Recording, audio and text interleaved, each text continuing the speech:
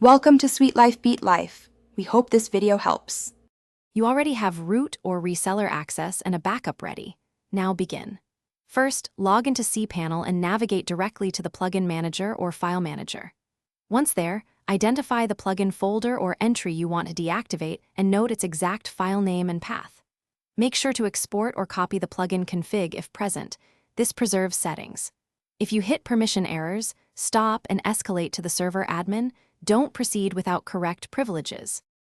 Now perform the actual deactivation step. If using Plugin Manager, toggle the plugin off or choose Uninstall and follow prompts. Once done, verify success in the interface.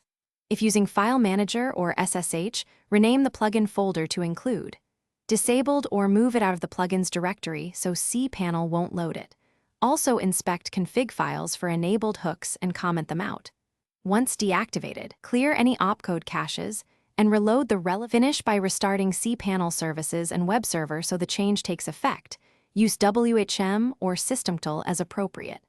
After restart, verify the plugin is gone from the UI and that site functionality is intact. Run smoke tests on affected pages. If something breaks, restore the backup you made and review error logs to find the conflict.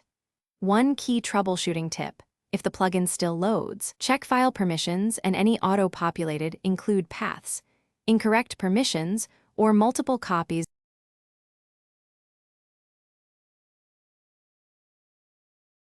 Thanks for watching. Consider subscribing if we helped you.